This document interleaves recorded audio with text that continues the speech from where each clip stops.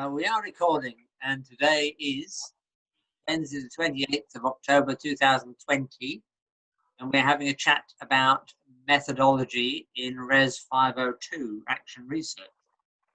But I'm sure we're going to talk about lots more as well. There was somebody's, and I forget who it was now, somebody messaged me at the beginning of this week and said, hey, we were going to have a Zoom on methodology. And I had this nagging memory that, yes, we were.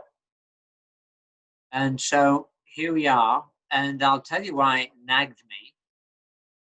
Because in the last term, last people who did it, I was kicking myself for not having made more of a deal of the methodology as such. So what I'm doing is I'm sharing a screen. Oh, hello, Heidi, welcome. Hi, Jim, sorry about that. No worries, I was late. Anyway, so I was just getting the Moodle shell up, and I've played with the, no, not that one, this one a bit today, and made this new section on methodology. So, Alex, unmute yourself and tell me the difference between methodology and methods. Okay, well, I'll be honest. I woke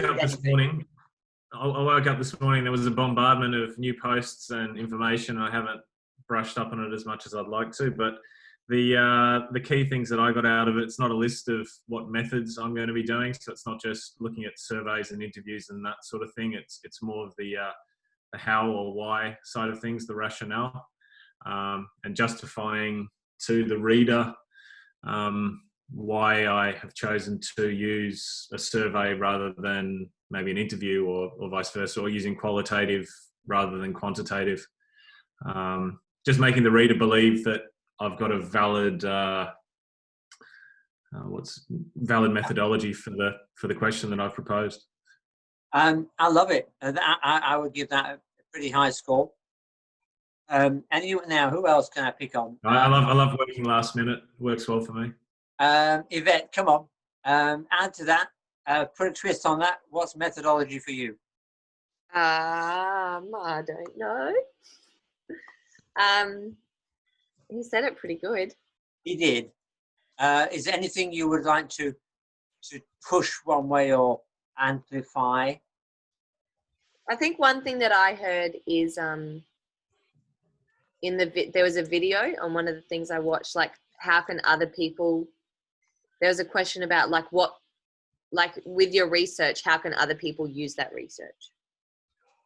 Yeah, and to be honest with you, when we're doing this little action research project, that's rather hypothetical and academic. It's unlikely that anybody's going to trot along and want to look at how you have improved yourself. They may be more interested in your methodology and whether they can apply it to theirs. So, yeah, there is a chance, and hopefully in your literature review, you're going to pick up on people who've done action research projects. And I'll be wanting you to be looking critically at, whoa, why have they chosen to do those methods?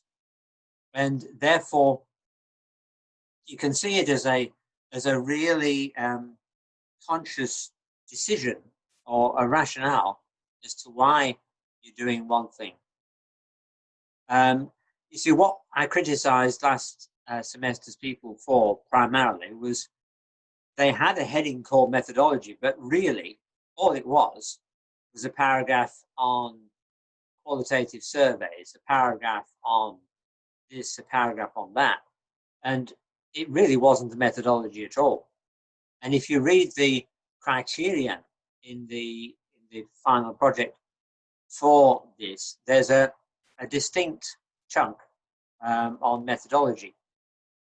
So, to be fair, I've got to give marks for that. So, apart from which, I think it makes your project a lot more meaningful if you've really wrestled with the why and how can we justify these methods. You see, there's a nice interlink there with why are you justifying the particular ethical disclaimer. You can't say I'm going to do these methods if you haven't thought through the ethical implications of doing something else. So it's all interlinked. You with me? There's such synergy there with that ethics statement. Somebody throw a question to me about the ethics statement, because I tried to do a bit of posting today, but I don't know whether I've hit every nail on the head with that ethics statement. Welcome, Katie. Is there anybody else on the screen that is hidden down there with me? Oh, there's Emily who's driving, yeah. Anyone got any questions about the ethics statement? I think somebody had, yeah, I see that hand. Was somebody saying I'd made a mistake with the words ethical disclaimer? So I don't think I did. But Heidi, have a go. Now there's under the ethics tab, there's about a 3-page yes/no questionnaire. I take it that needs to be included, but it's not the ethics statement itself. No, because that's the ethics application if you're going to do one. Right. Okay. So I don't need to include that if I'm not dealing with minors. No. Let me do something to all go there. We'll have a wee digression. So under, yes, it is confusing because I need to explain, I guess, the subject outline does imply. Ethics resources, it's under the assessment tab. Right. Thank you. So I assumed that it was on the assessment tab. I needed to fill it in. Yeah, I know. You see, in here, you've got ethics application, ethics A and B, ethics consent and control. All this stuff is if you were doing an ethics application, which we're not. We're going to make sure that you're not. Yeah. So can I ask a question then? So it sounds as though you're just trying to simplify the whole thing rather than complicating. You're just trying to justify why you don't need the heavy ethics checklist. You're just trying to say this is the reason why I don't need to go into so much detail. Well, it's not so much simplify, it's time.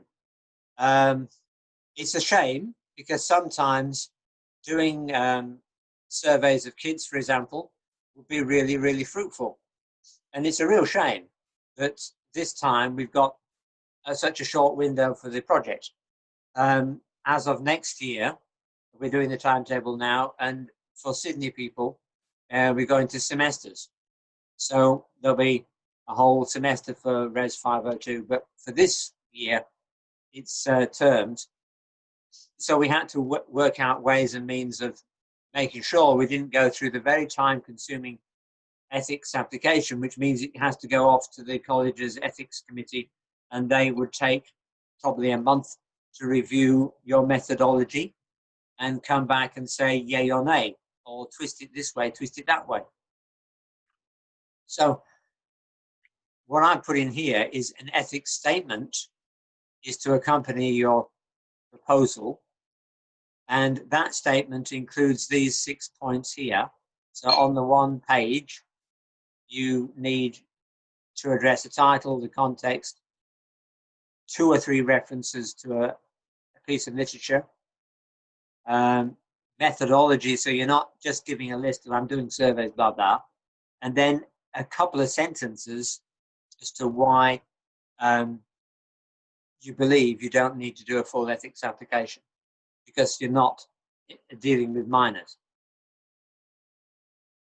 Any questions further on ethics?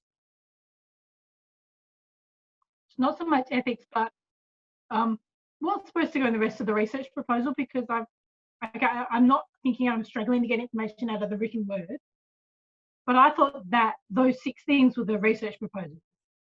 And then the ethics statement was up, yeah. So I'm obviously not understanding what I need to do to hand in on. I can understand the ethics statement includes those 6 things. I can get that much, not that I'm necessarily. Yeah, Heidi, there is, you wouldn't be the first to have got confused by that. See, these, we'll come on to the research proposal shortly, but if you gave this sentence here, you will note that this section calls for an ethics statement to accompany your proposal. This is different from instructions in the subject outline. Yes, these notes are the upgraded. Your ethics statement. The notes that are in the subject outline, or the notes that are currently in front of me, because it's non-specific. Hang on, give me a break. The notes that you're reading, Heidi. So right.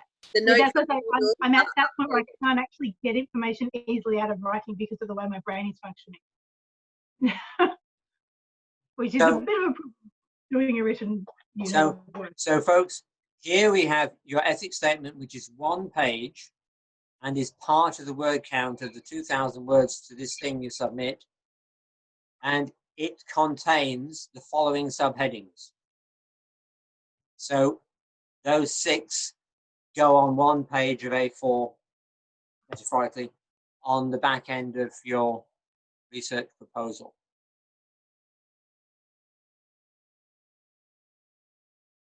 So the idea being that if I need to, I can take this page off and give it to the ethics committee as, if they want to audit me, I can say, well, yeah, I've got the page from every one of my students.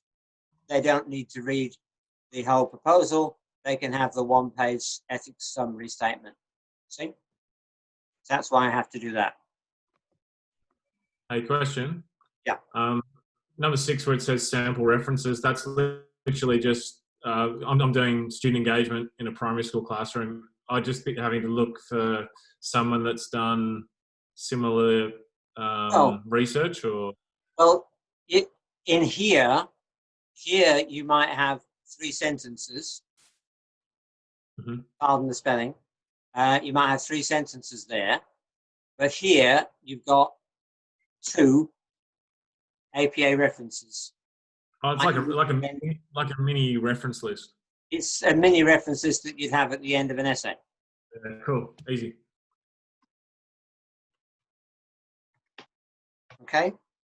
Dr. Jim, this because this is going to frame the rest of our action research mini thesis that we do. If we submit this to you and it's not correct, is this something that can be resubmitted before we move forward, or is this? You know, I will guarantee. That's a silly thing to say, but anyway, I will endeavour to guarantee that nobody's going to submit anything for this assignment that isn't going to get a positive mark. In other words, isn't going to pass. Now, whether or not it would be, this is an opportunity for me to formally go through your proposal, tear bits off it, put bits on it, refine it, give it back to you, and of course you will then improve it when you submit your final thing. So you won't need, so, you know, people here are going to get passes through to HDs for this assignment, this 40%. So it's worth getting a good leg up now on this proposal, because you get a lot of marks for that. And then you can improve it. And there are huge chunks of what you submit for this one that you can rework in your final thing. Particularly, your methodology will get expanded and your literature review will be expanded. But there'll be some repetition, and that's quite okay. And you're not going to get done for repetition. Oh, you put that in the proposal. Of course you did. You have to. So think of it this way. some of those 2,000 words are going to be part of your 8. Excellent. Thank you. Okay. Okay, anything else to clarify while we're on the screen, folks? Okay, let's go back to methodology, and then what I should have explained before I got too excited. I would love to go through all of you who are here now, and all of you as a team work with each other on your proposals. So I want to wrap up this chat about methodology relatively quickly, and then we'll simply go through who's here. And I am aware that there are some of you who've put ideas up and I haven't got to them yet, but they're definitely on the pile for tomorrow. Resources. So yeah, today I loved refreshing my brain on what is methodology, and you've done a good job in defining it as such. You know, in part 405, the Introduction to Research and Writing, you have to do an essay on these. Recently, Alex, you won't have done it this way, but recently it's an essay on homework and the justification for homework or otherwise in schools. Now, that's set up as an argumentative essay, as opposed to, if you like, a two-dimensional descriptive piece. It's not a case of what, it's why, and can we justify this, and how can you propose it in your life. So this is the same here. It's a justification piece. The whole tone of the way you write about it, it's to justify. Imagine yourself in a court of law and you're trying to persuade the judge or the jury of why you've done it in the way you've done it. And some of these references here definitely talk about your writing in the past tense. So for this proposal, that's, relatively hypothetical. But when you do your final thing, you'll definitely be thinking you're writing this once you've finished your project, once you've finished your research. Therefore, I did, or we did this, and it's a past tense. And you're justifying why you've done what you've done. And I particularly want to pull out these words, validity and reliability. Now, they always get me, but I just want to, and I don't propose that we're going to drill down to the very bottom of them now in the next couple of minutes, but you'll see them in the literature a lot, and you've really got to get to grips with what they mean. So let's have a look at reliability. What comes to mind when we talk about the reliability of your research? It's got some meat to it. Like, so you're not just saying, I don't know what an example is, but like it's reliable. So you're not just saying, oh, everyone likes sausages because that person bought sausages.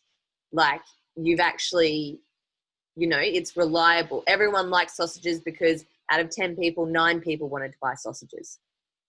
So there's actual substance, I guess is the word I know. Yeah. For me, I would think about a poll, say, to predict the American election. If you sample 10% of one state and then make a statement that America is going for the Republicans or the Democrats, that's not reliable, is it? And it will be demonstrably, it's just not there. So what about validity?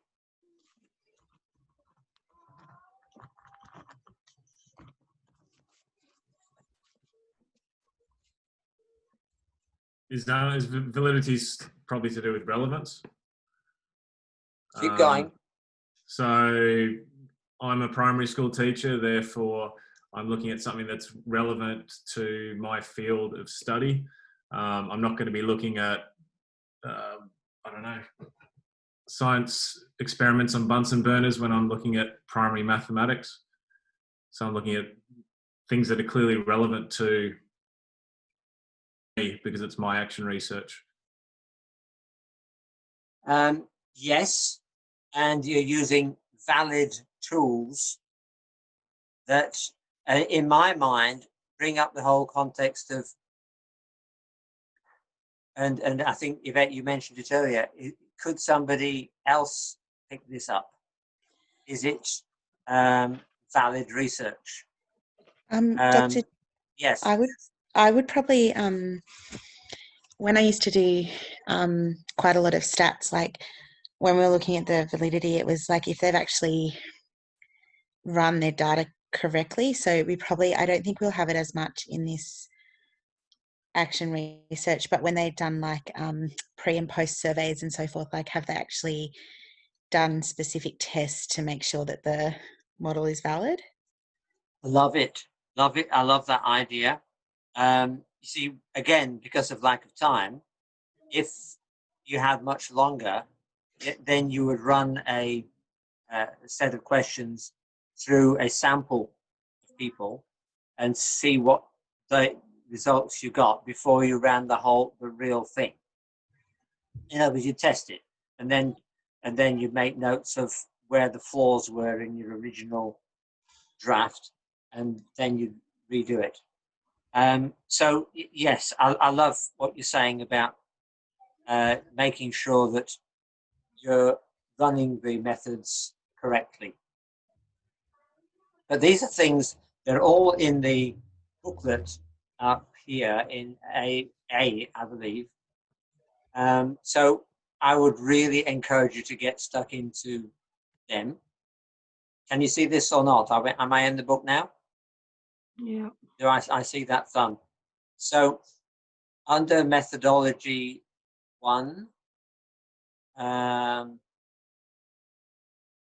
some of these lists, even though I think they were really good. So have a look at some of. Most of it will not be relevant to your thesis, but for example, hypotheses, null hypotheses. That's more to do with research in general, and not what you're doing. There could be an exception. One of you might want to use a null hypothesis in your thesis, in your thing, but I suspect 99% of you won't. Definitely you need to be across primary and secondary data. Definitely you need to get into mixed methods, many of you, because you might be collecting some data from the school or from wherever, and also doing qualitative interviews with people. So you'll probably be doing both of those. Construction of surveys, while I remember, that's a big, big deal. And you can't just throw some questions together on the back of an envelope and then expect that they'll be fine. Do run your surveys past me before you do any. And that's part of the validity test. And apart from which, I've always found that most people write 14 questions when 5 will do. There'll be far more to, if you write too many questions in a survey, you're going to be finding yourself far too much data to try and analyze, and it won't work. So now in methodology, you've got to get yourself into grounded theory and what that means. And that spiral, I would think everybody will be getting into that, their methodology, because all that we're doing is about the first spiral.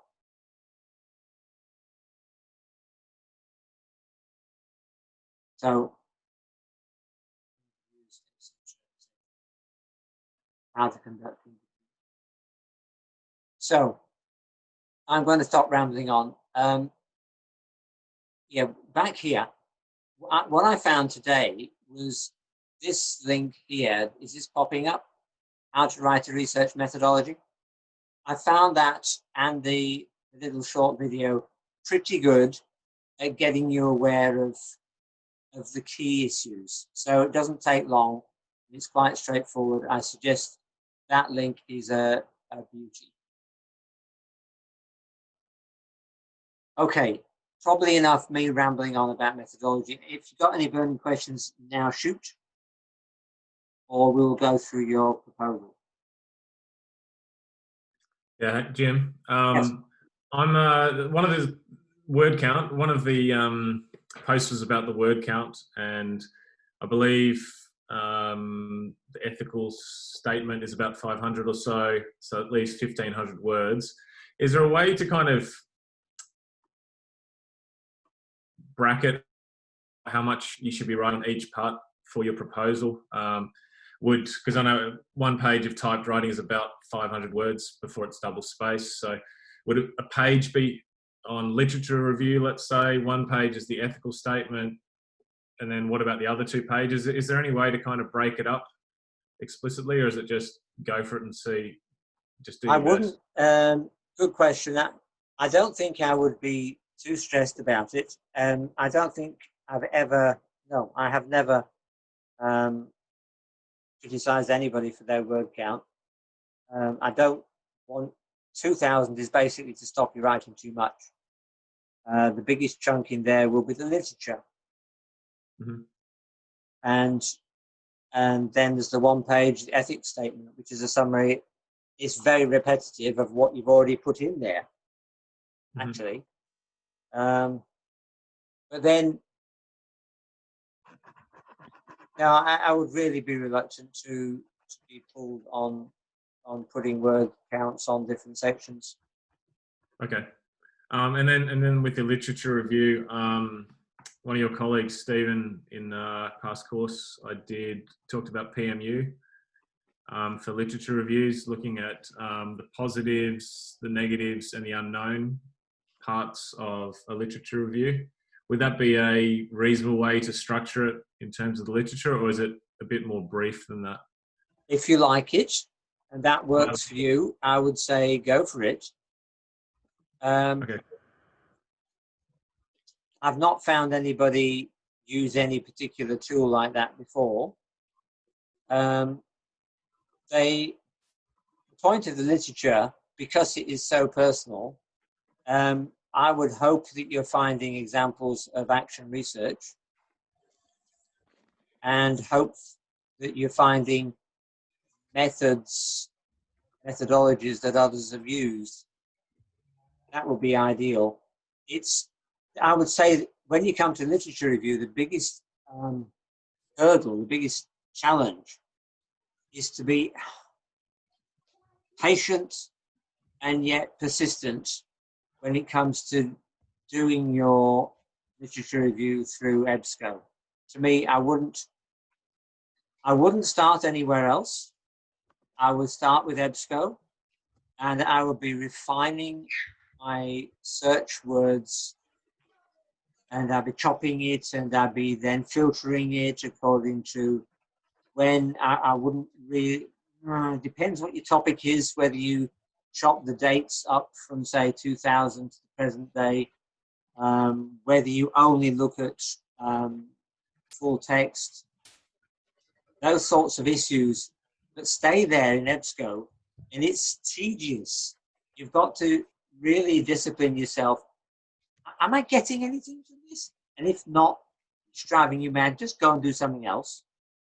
Go for a swim or something, and then come back to it another day. It is, but then when the penny starts dropping, you think, whoa! You don't know where time has gone. It's brilliant, and you get, ooh, this one. Ooh, whoa, whoa, whoa, whoa. It's all fun, but then there's 5 days out of 6 which are frustrating.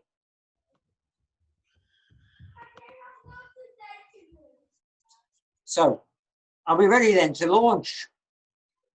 I see on my left, Yvette Walters. Yes. Where are we at? Do talk me through your proposal. Honestly, I'm in my going back to teach one last class tomorrow, finishing my TPA. So your head isn't in this space.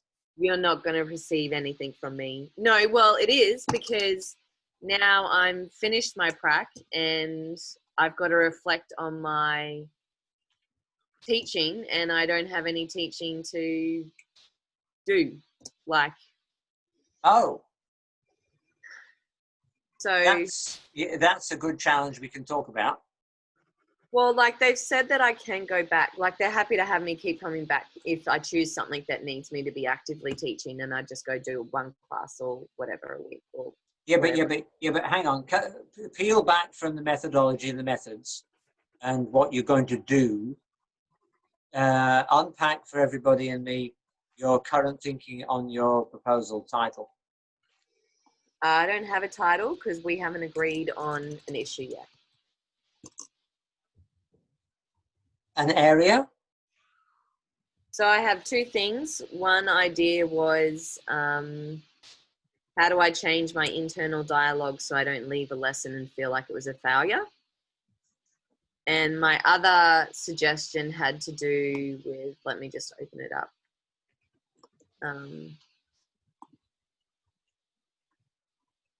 Sorry, everybody. That's okay.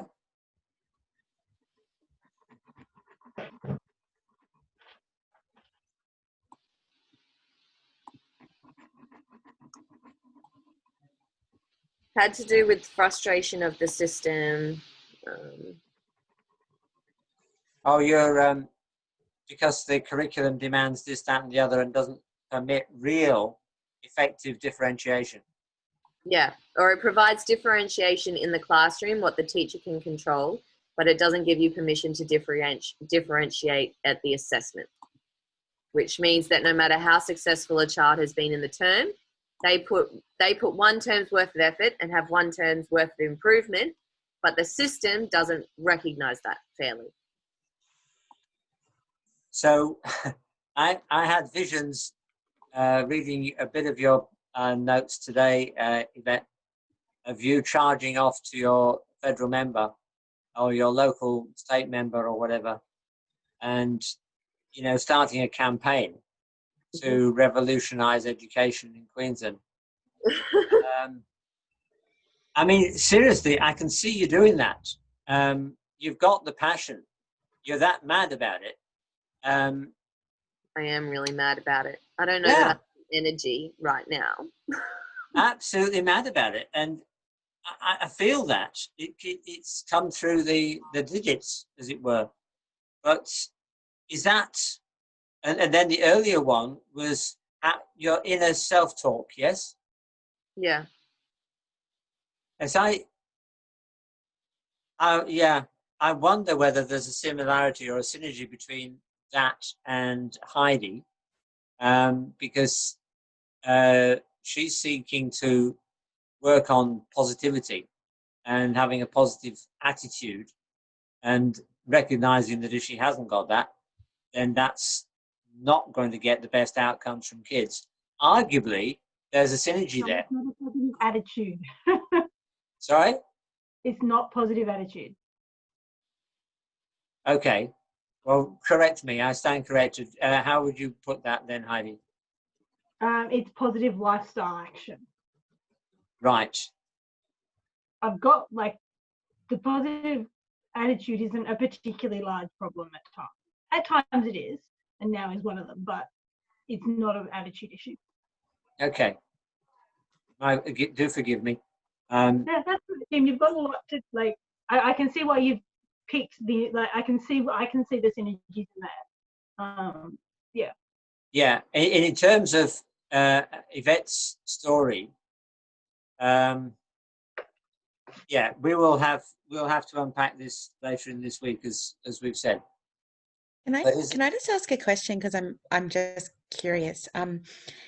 In New South Wales, and I don't know if this is I'm currently in a school with special needs, but the teachers are allowed to choose an outcome from the syllabus that doesn't have to be at the stage that the child's at and can assess the child at that stage. So, for example, where we've got a child in year 5 who's operating below kindergarten level, we use the early stage 1 outcomes and then assess them off. We teach the early stage 1 outcomes and assess them off the early stage 1 outcomes. Is that something that's able to happen across the board that the schools just don't allow, or is that something that's New South Wales specific or special needs specific? I'm just because I'm just curious. At the school that I'm currently at, which has over 20% of the year 7 cohort is on highly modified assessment. So of over 100 students. And there would be a portion of that, 15 or so, who are modified in year 7. They do modified assessment at year 5 level and some do it at year 4 level. And they receive grades at that level. But that's not, it stops, I think, at year 9. They can't do that anymore. Okay, no, that's interesting. Just because it came up and it was just in that space at the moment, I was just wondering. Yeah. Anyone else want to go into this discussion? Heidi. I know someone that teaches in Western Australia, and I thought it was across the board, but I'm not sure, as in across Australia, but it might just be WA specific, or it might even be this school specific.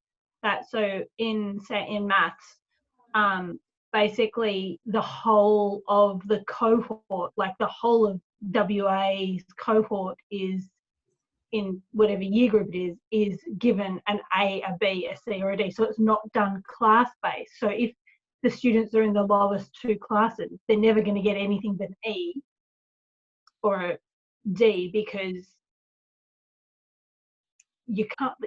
because the way the system is set up, you cannot give them anything else because they're not achieving at appropriate or age appropriate levels.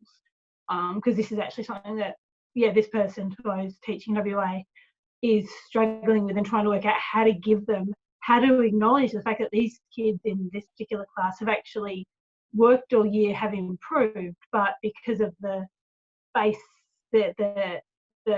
I'm not sure exactly what it is. It came in, I thought it came in with the Australian curriculum.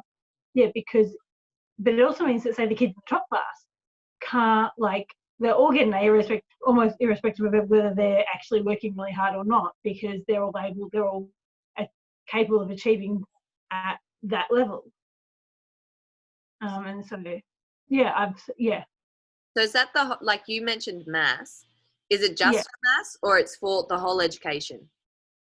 I don't know, because this person is a high school maths teacher. That's what we've discussed, because that's how it pertains to their area. I thought it was across the board, at least across the board for the core subjects, maths, English, science and SOS, but I don't know. And I don't have all the details in the system. It's okay, Heidi, I'll research it and then I'll write about it for part of my 2000. But good. But Yvette, you see, both Katie and Heidi have highlighted a recognition of this issue, and it's there. And what it's brought in my mind is, when I first came to Australia, I was teaching in the Central Coast. The principal of the school I was at wanted to bring in marks on the report cards, as in percentages for all the kids. They weren't there. But this principal wanted to bring marks back onto the grade sheets. And there was a revolt across the teaching, across the staff. They didn't get anywhere, but basically they said this is not going to be good, because there are some kids who are going to be getting terrible percentages and recorded in writing to the parents. So it was a whole school cultural and this principal also wanted to have positions, as in first in grade 3, second, third, fourth, in down to 31. Now, this isn't going well, is it? So as Katie was pointing out, I think it was Katie, how do we, I suspect that in the school that Katie's talking about, the kids can go home recognizing a fulfillment when they've succeeded. Surely that's the goal of education, that we want kids to go home every day fulfilled, they've succeeded, and blow anything else, because then you've got buzzing people who love school, and you don't have classroom behavior problems, and you've got parents who are happy because the parents get having happy kids come home, and they're motivated to go and do their best.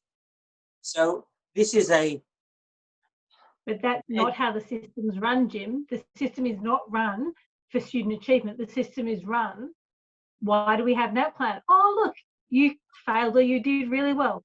Why do we have ULNA in Western Australia, that you have to pass this in year 9? Oh, but those kids there aren't even being taught that because they're not at that level yet. So the system is out of all of that, how is that about me and what I can do to pass this subject and graduate from the degree that I've been doing for so long? I'm with you, Yvette. That's exactly what we're at that point in the year, aren't we? Amen. Get through the section.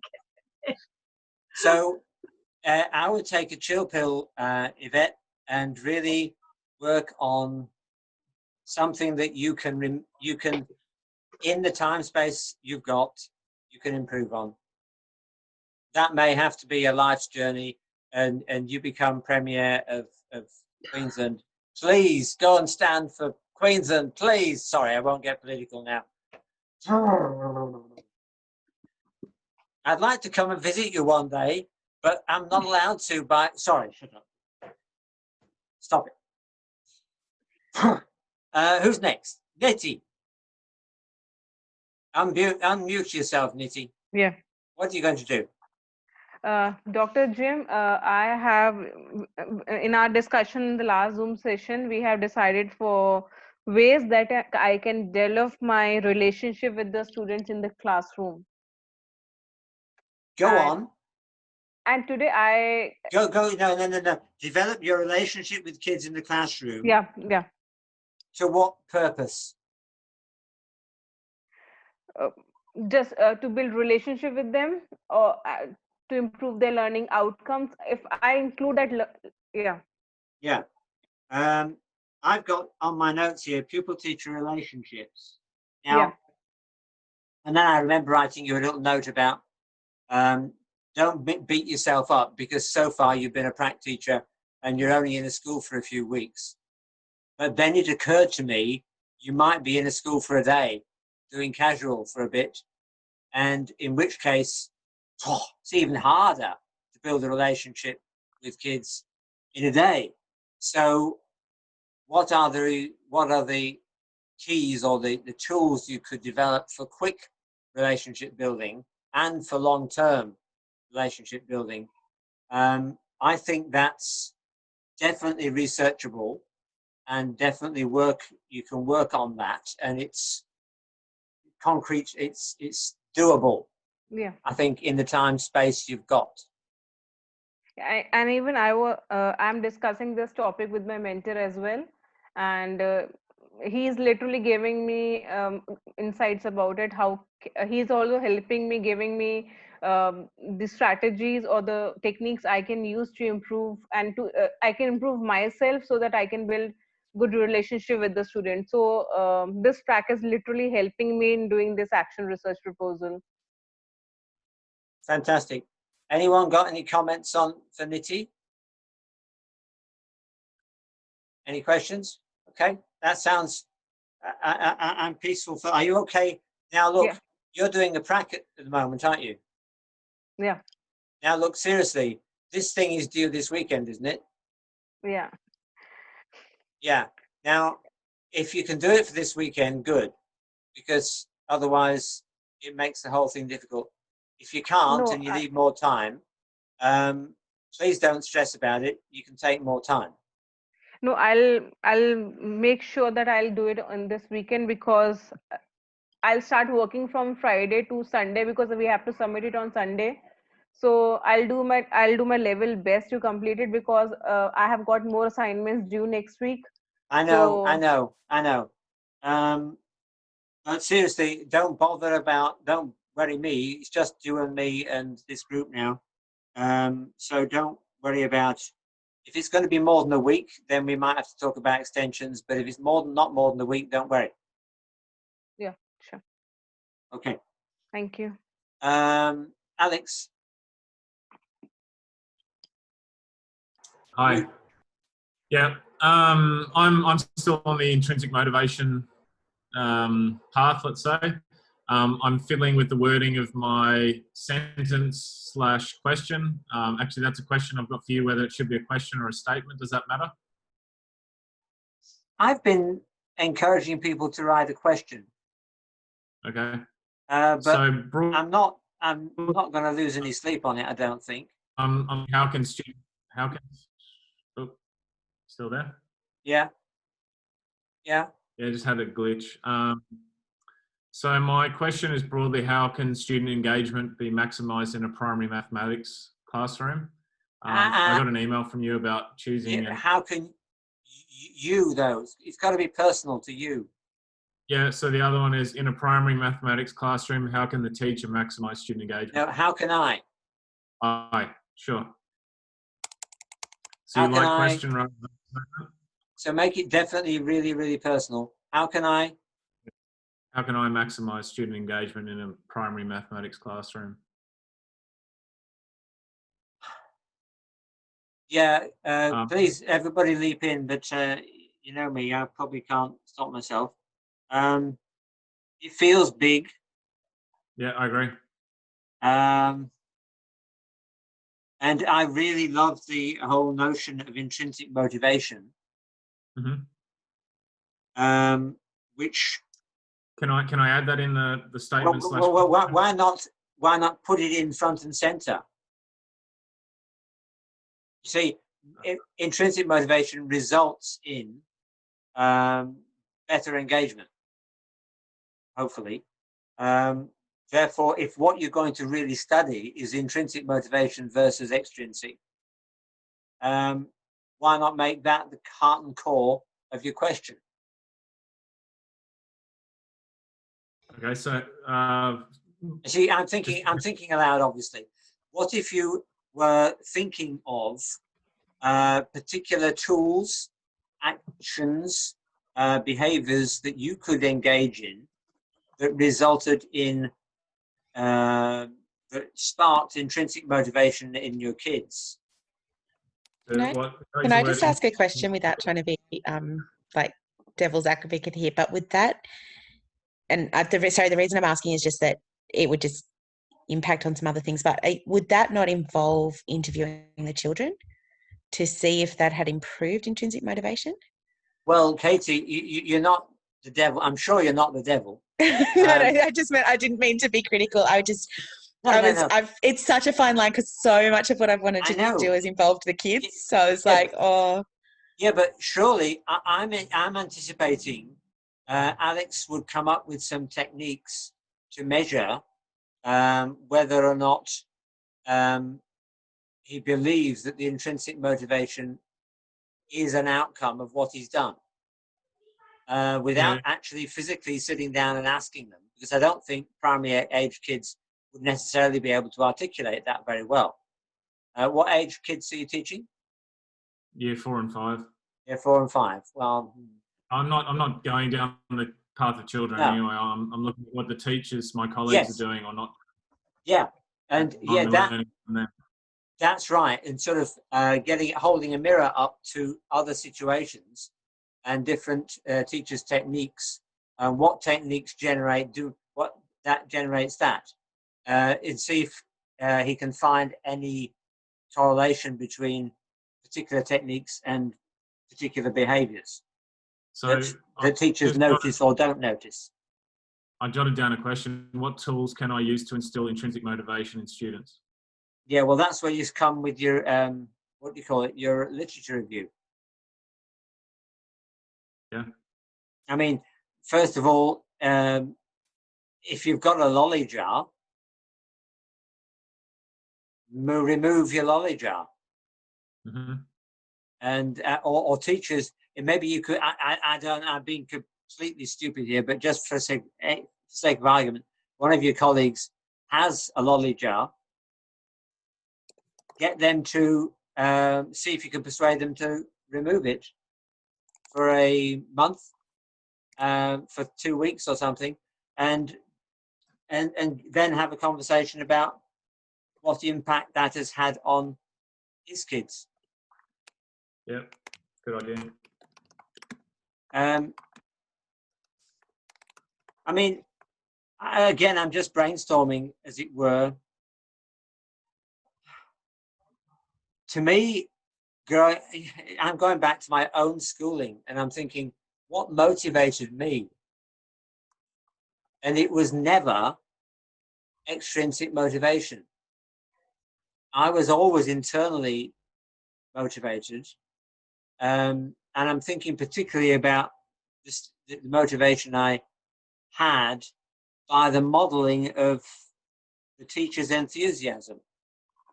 And my grade 6 teacher, who was an absolute nutcase, traveled to Switzerland. She went to Switzerland every year, it would seem, that's from my memory.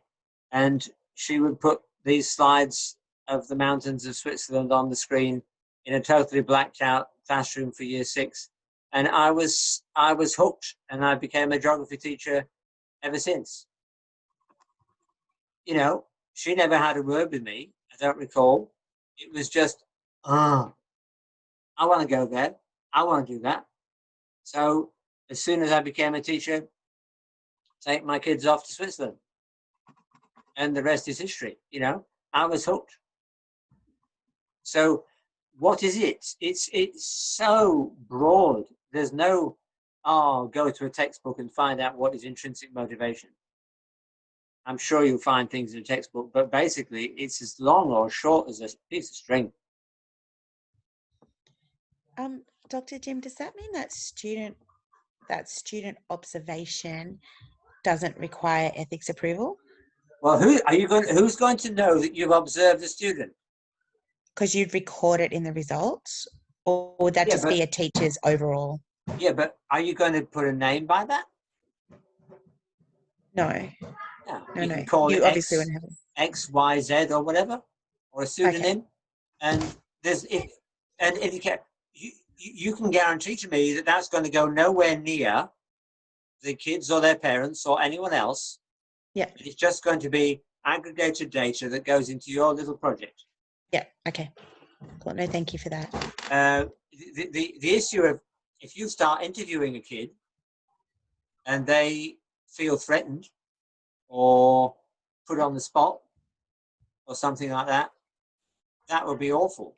You know, you'd have that on your conscience. What did I do? Just because maybe you misread or your wording of a question was awkward or something and it was too intrusive and it sparked something in the kid's life. Oh, you can't do, no, don't do that. But observing them and looking at the data of their scores and analyzing a particular test or formative assessment or something, just something really little like that, and just, well, that worked with those kids, but it didn't work with those kids. Okay, great. No, that makes sense. So just for example, if you were doing a prac and you were looking at if a particular, you know, if being a prac teacher had impacted the kids' literacy and the teacher showed you the before and after results of their literacy from when you were there, not with any names, then that would be kind of existing data. So that's okay. Yeah. Because they would have those assessment there. Yeah. So that's perfectly fine. Okay, Alex, I'm excited about the intrinsic motivation. I don't recall anybody else doing it. I'm really excited. I can't wait to read it. Super. I've just got to refine my words and get reading. Okay. No worries. Heidi, do you want to discuss anything here or happy just to listen? You're muted.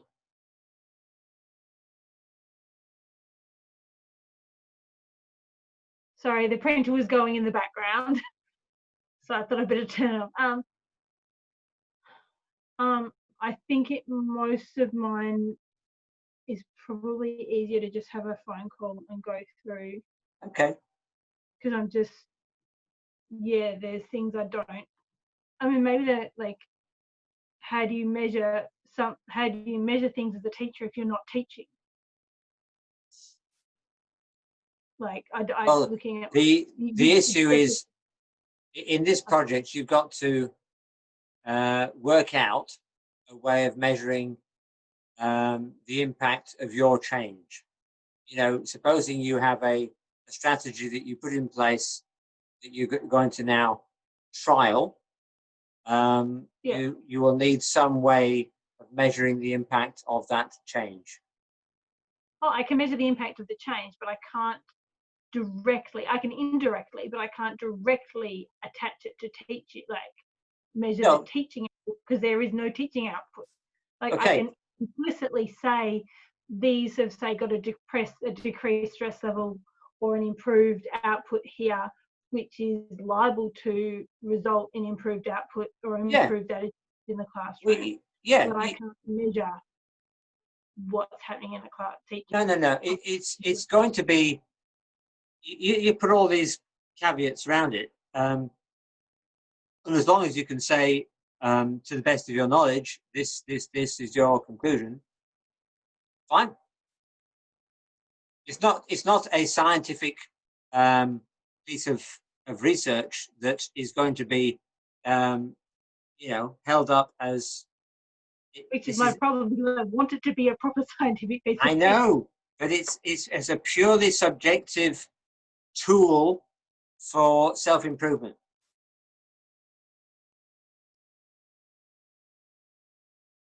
It seems like a very long piece of self-improvement, as in if you've got to do all the writing with it. Well, that's why you've got to chop it into a bite-sized mouthful, not an elephant. You've just got to get hold of something doable in the time frame we've got. But we will talk, Heidi. We will talk. It's on the agenda. Katie, unmute. Yeah. You've muted again. You put yourself off and on. Sorry, I knocked my paper on my computer screen. I've got a couple of things that I'm tossing up. Just before I forget, I just wanted to see if I could touch base with you on Monday and just have a quick Zoom, because I'm just trying to navigate out. I'm going from my second to my third prac. Good. And just trying to finish, I've done 3 pracs back to back. And then I'm just finishing off an essay, and then I've got this as well. So Ian's coming out tomorrow to do a prac observation for me as well.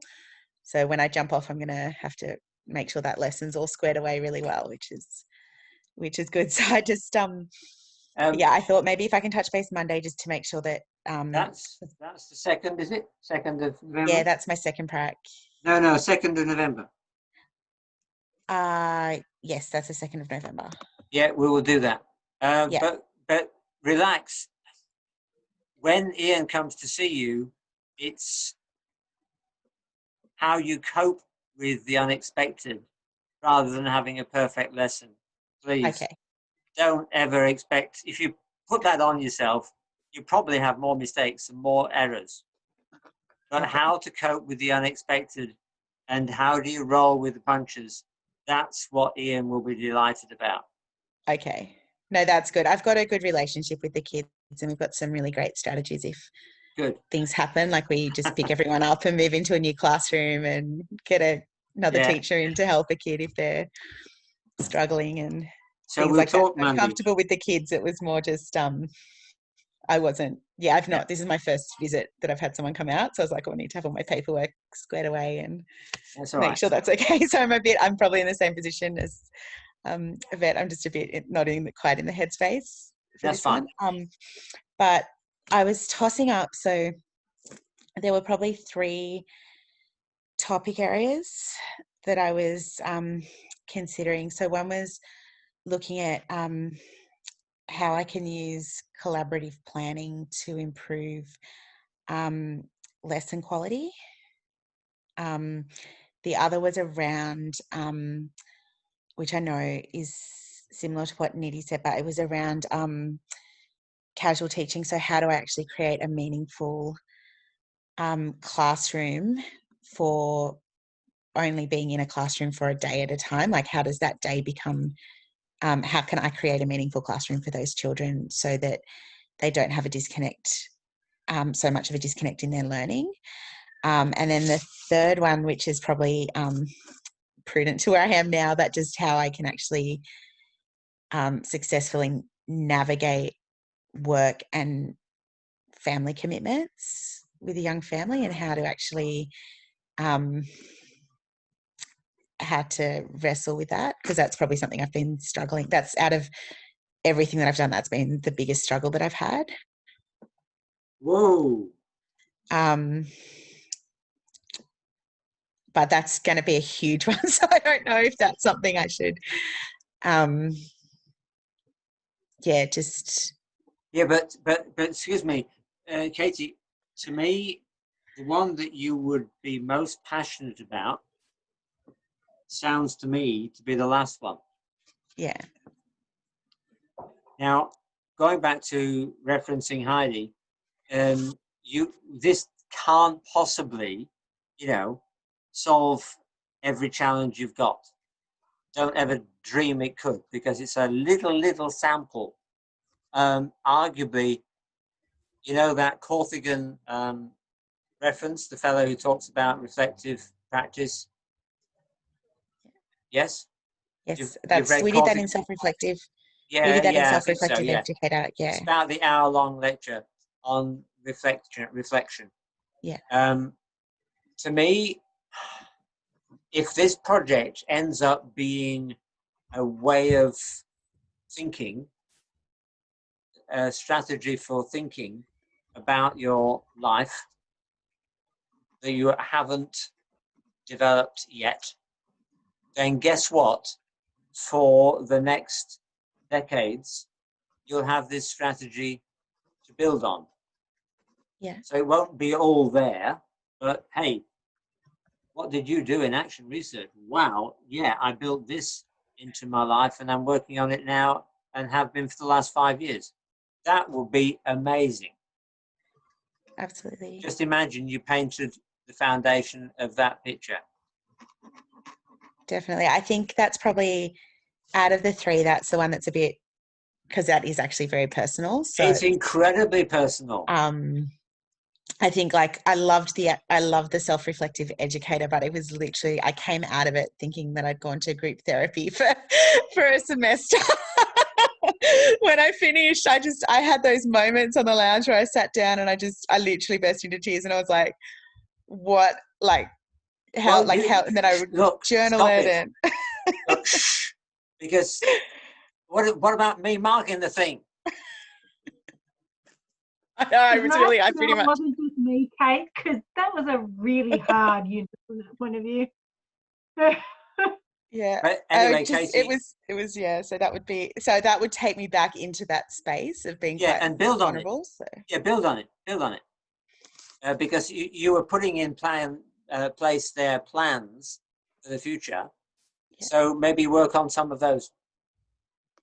Okay. I'm moving on because time is pretty going. It's at 8:10. What? Yes, I saw that hand. Oh, I was just going to say to Kate, I so get where you're coming from with the not, if I understand correctly what you said, not feeling like you've necessarily got the emotional and the mental space to go back into that place. I've done it, which I'm not there, I can't do that, but I've done it being me from almost a very mechanical, what can I put in place that just does one or two things, and I've ended up focusing on even really basic things like getting the dishes done, getting washing in. With it, you're probably looking more at relationship stuff, so whether it's a little bit of time with the kids or your husband, or so that it's not that massive emotional, how do I get, but it's the really small individual, like almost you can go, right, that particular bit's got less emotion attached to it. I'll deal with that one in this space. So that was how I approached it to basically get me through a really rough time. Yeah, Love absolutely. It. No, that's a great idea. Emily. Absolutely idea. Thanks. Unmute. Hi. Where are you at? Well, I'm a little bit lost. Because I received an email from you about the English and maths. I don't know if you, yeah. Yes. So I did actually think about that, and I don't know if you got my emails in regards to what I had thought about. No, not yet. Sorry.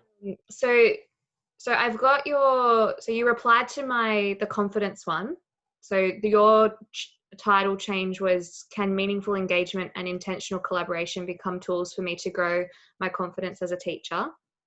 So I can go with that one, but what I sent you in terms of the primary specializations, like with English and maths, because I actually just signed a contract for work next year, and which is exciting. But the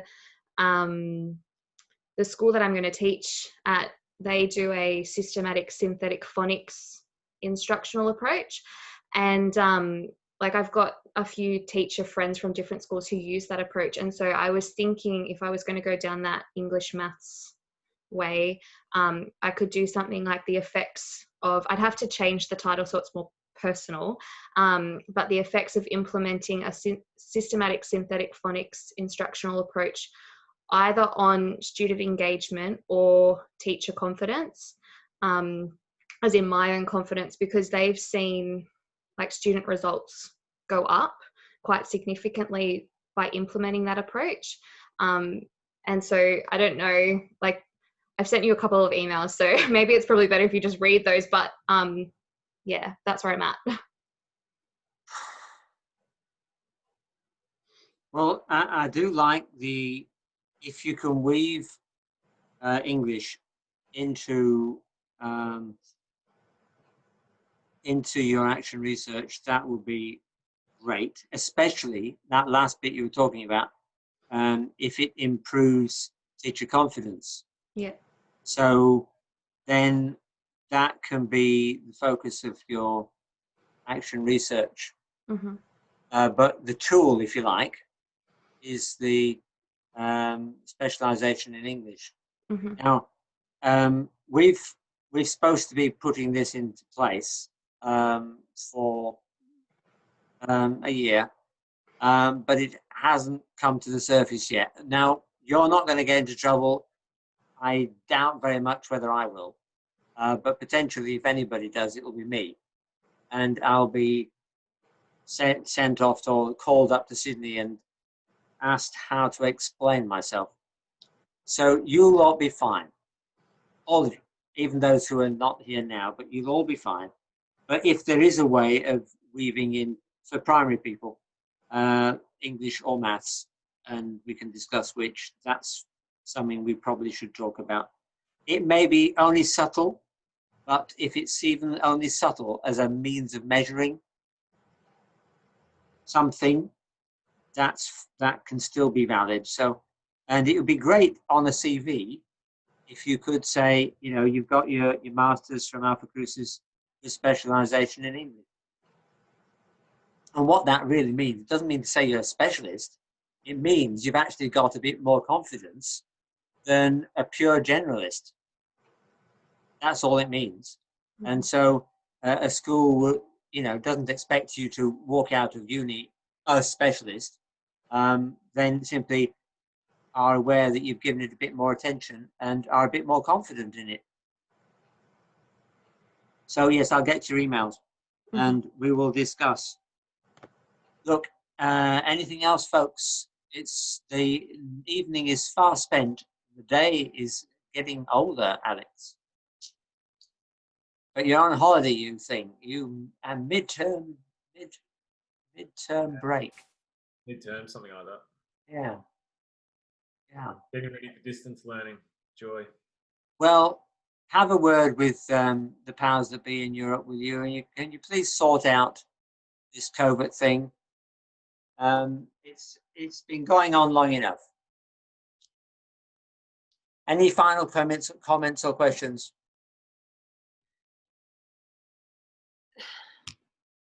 Okay, I'll bid you good night and all the best. And I'll attempt to get to some emails and posts a bit better than I have in the last few weeks. But I gave a post the other day, didn't I? We've got a new head of education. His name's Philip Fitzsimmons. He's a lovely guy, and that relieves a bunch of pressure on me. So one of the reasons why I'm a bit late with emails in the last week or so is I've been spending a lot of time with him, helping him find his way around. So hopefully he'll get a bit more settled and he'll be taking classes next year. When everyone goes, can I ask you a quick question, please? Yes, okay. So bye everybody apart from Yvette. So yeah, I'll stop recording. Where's the record button? Stop recording.